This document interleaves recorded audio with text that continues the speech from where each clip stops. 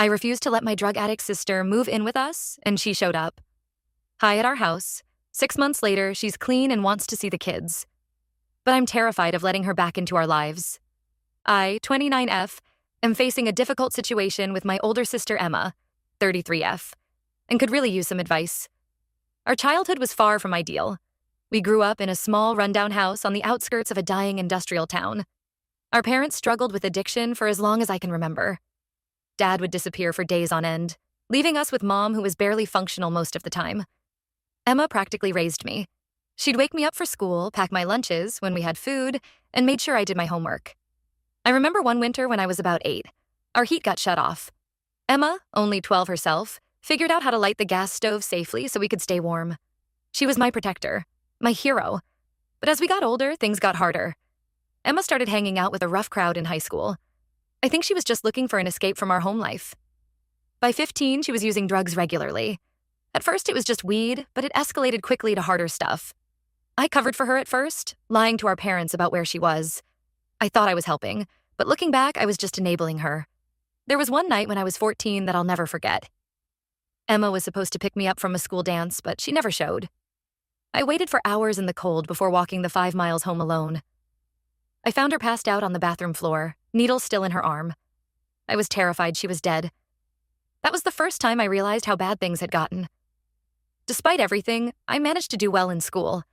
It was my escape, my ticket out of that life.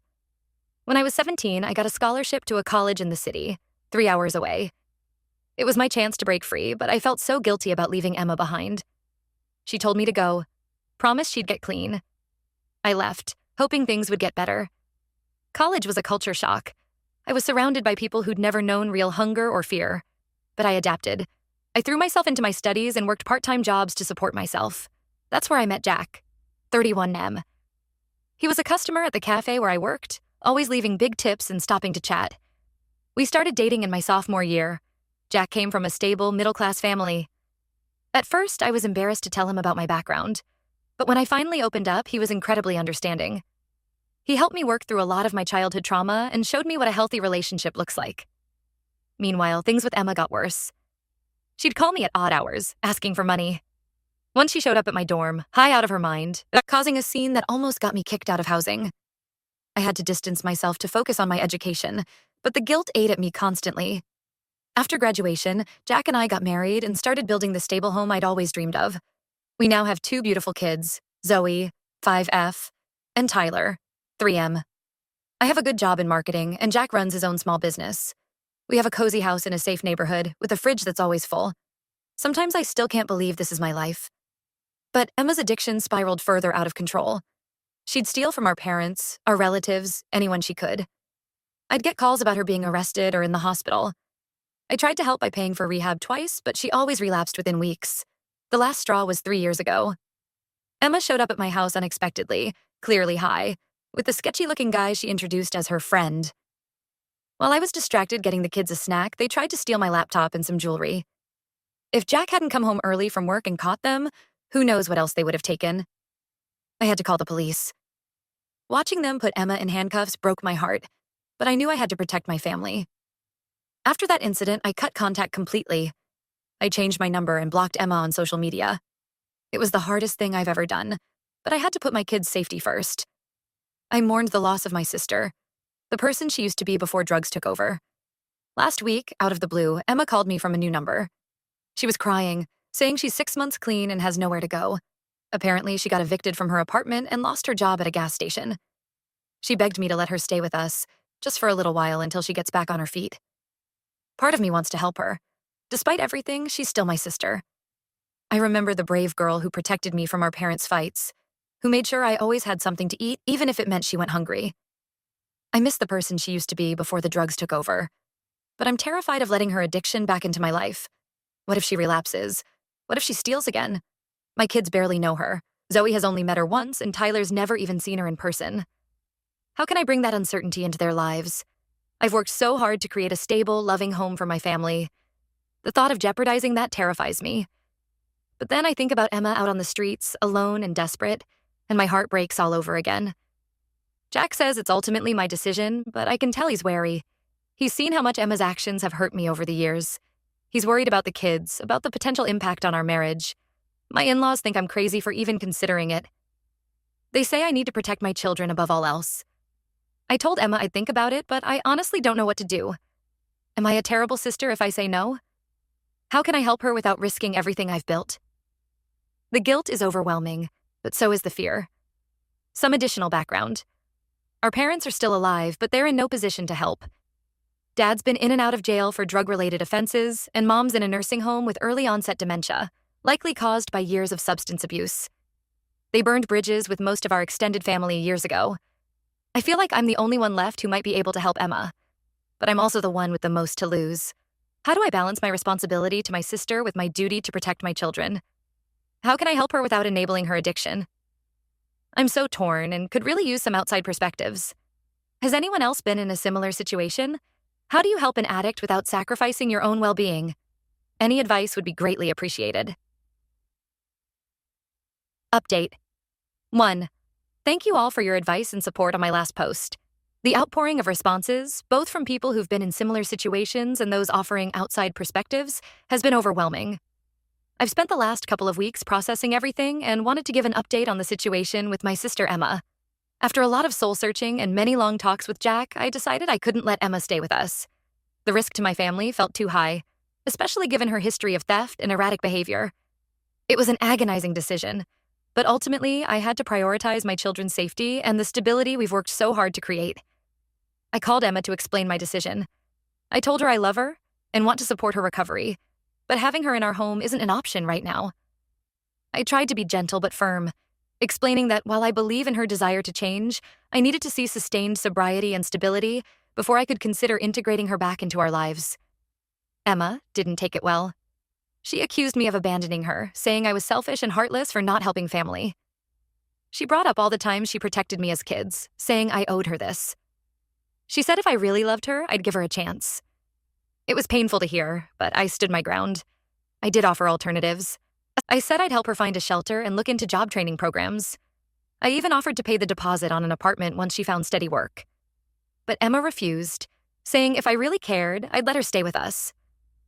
She hung up on me, and I was left feeling guilty and conflicted. A few days later, my phone exploded with messages from relatives I hadn't heard from in years. Turns out Emma had gone on a Facebook rant, twisting the story to make herself look like a victim.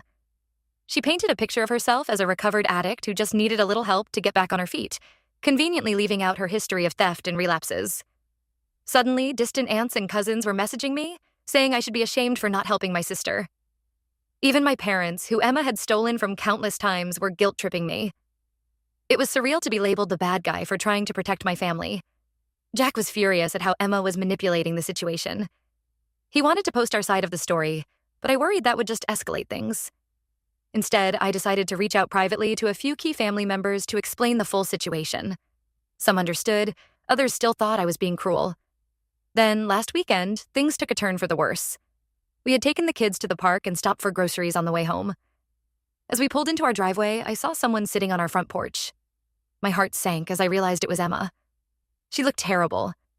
Thin and gaunt, her clothes dirty and hanging off her. As soon as she saw us, she stood up and started yelling, demanding to be let in. It was clear she was high, her eyes wild and unfocused. I asked Jack to take the kids to our neighbor's house while I dealt with Emma. As soon as the car pulled away, Emma's demeanor changed. She started crying, begging me to help her. When that didn't work, she switched to threats, saying if I didn't help her, she'd tell my kids what kind of person their mom really is. I was shaking, but I held my ground. I told Emma she needed to leave or I'd call the police. She screamed that I was dead to her, that I was no better than our parents, and that she hoped I'd rot in hell. Then she stormed off down the street. I broke down as soon as she was out of sight. Jack found me crying on the porch when he got back. He held me while I sobbed, alternating between guilt and anger and fear. Now I'm a mess. I feel horrible for turning Emma away, especially seeing how desperate she is. What if this was her rock bottom and I missed the chance to help? But I'm also angry at how she's trying to manipulate me and turn our family against us, and I'm terrified of what she might do next. Jack has been incredibly supportive through all of this. He reminded me that I've tried to help Emma many times before, and that I need to prioritize our kids' safety. He suggested changing our locks and getting security cameras, which we're going to do this week. I'm struggling with how to handle the family fallout.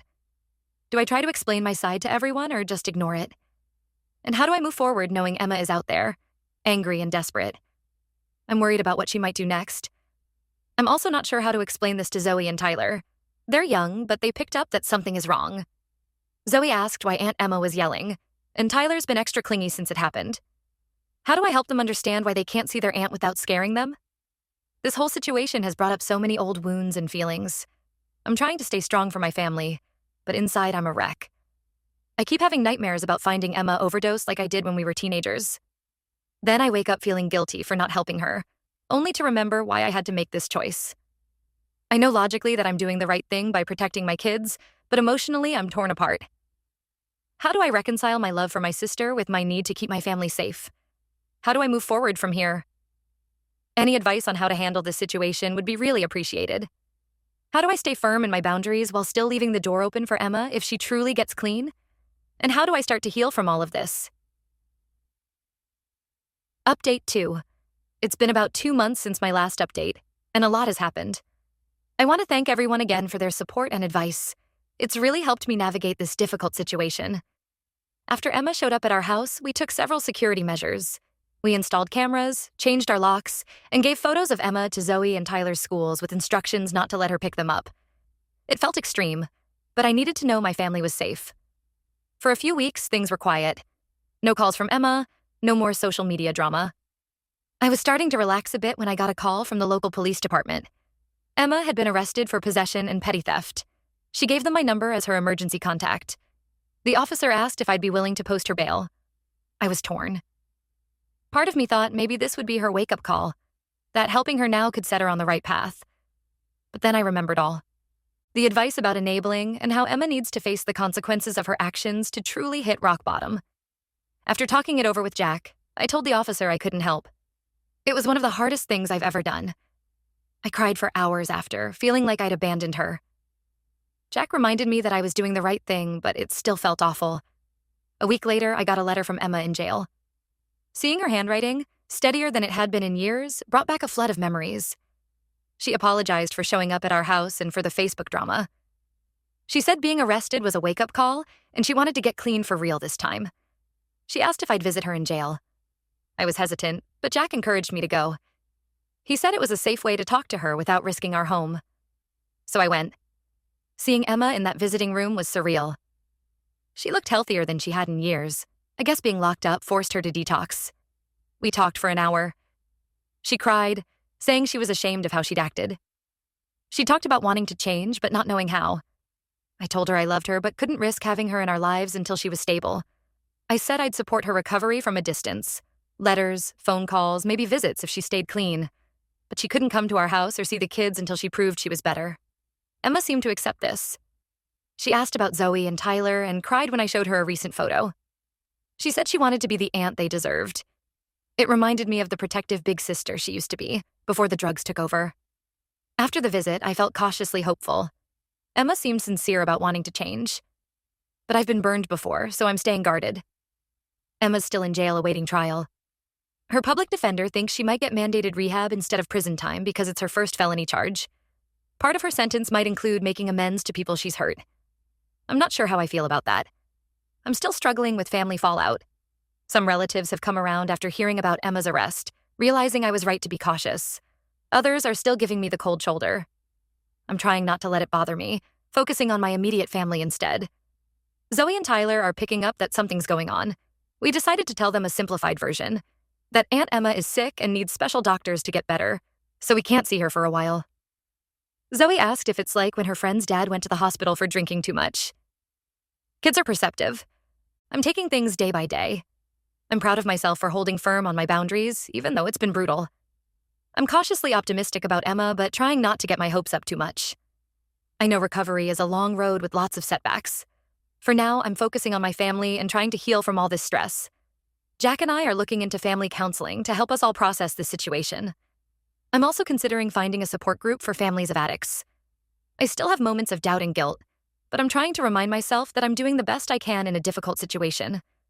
I'm hoping that by maintaining boundaries while still offering support, I can help Emma without endangering my family. Thank you all again for your support and advice. It's really helped me stay strong through this mess. Update 3. It's been about 6 months since my last update. I wanted to share how things have progressed with my sister Emma and our family situation. Emma completed her mandated rehab program and has been clean for 4 months now. She's living in a halfway house and attending regular NA meetings. We've been in contact through letters and weekly phone calls. It's been nice to talk to her without the chaos of addiction clouding everything. Last month, Emma asked if we could meet in person. I was nervous but agreed to meet at a coffee shop. Jack came with me for support. Seeing Emma clear-eyed and healthy was emotional. We talked for hours about her recovery, her hopes for the future, and how she wants to make amends. Emma apologized again for her behavior, especially for showing up at our house and scaring the kids. She said she's working through the 12 steps and wants to make things right, but understands if I'm not ready to forgive her yet. She shared some of what she's learned in therapy about our childhood and how it affected us both. I told Emma I'm proud of her progress, but need to see sustained change before I can fully trust her again. We agreed to keep in touch and maybe work towards supervised visits with the kids if she stays clean. It was a positive conversation, but I'm still cautious. Things aren't perfect. Emma still struggles with cravings and has had a couple close calls with relapse, but she's using her support system and coping strategies instead of giving in. It's a daily battle for her. She started working part-time at a local diner and is taking classes at the community college. Small steps, but in the right direction. As for our extended family, most have come around now that they see Emma is genuinely trying to change. A few are still frosty towards me, but I'm learning to let that go. I know I did what was best for my kids. Zoe and Tyler ask about Aunt Emma sometimes. We've told them she's feeling better but still needs to focus on her health before she can visit. They seem to accept this, though Zoe says she misses Emma's silly jokes. We've started letting them talk to her on the phone occasionally, which has been nice. Jack and I have been attending a support group for families of addicts. It's been helpful to connect with others who understand what we're going through. We've learned strategies for setting boundaries and supporting recovery without enabling. I'm still working on my own issues. Years of stress and trauma don't disappear overnight. I've started journaling and taking a yoga class to help manage my anxiety. Jack and I are also in couples counseling to work through some of the strain this situation has put on our marriage. Last week, Emma asked if she could come to Zoe's upcoming birthday party. I'm torn about it. On one hand, Emma's been doing well, and it would mean a lot to her. On the other, I'm worried about disrupting Zoe's day if things go badly. Jack thinks we should give it a try, with clear boundaries set beforehand. I haven't decided yet. I'm cautiously optimistic about the future, but I'm also protecting my heart. I know recovery isn't linear, and there might be setbacks. For now, I'm taking it one day at a time and keeping firm boundaries while still offering Emma support from a distance. This whole experience has taught me a lot about setting boundaries, the complexities of addiction, and the importance of protecting my own mental health. It's been a difficult journey, but I feel stronger for having gone through it. There are still tough days. Sometimes I look at my kids and feel overwhelmed by the need to protect them. Other times I remember the sister who used to protect me, and I ache for what we've lost. But I'm learning to balance these feelings, to hope for the best while preparing for setbacks. Emma's birthday is coming up next month. I'm thinking of inviting her over for dinner, just her, me, and Jack after the kids are in bed. It feels like a big step, but maybe it's time. We'll see how things go. Thank you all for your support throughout this process. It's meant more than you know. If anyone has advice about reintroducing a recovering addict to kids, I'd appreciate it. Or just general thoughts on how I'm handling things. This journey is far from over, but I feel like we're moving in the right direction.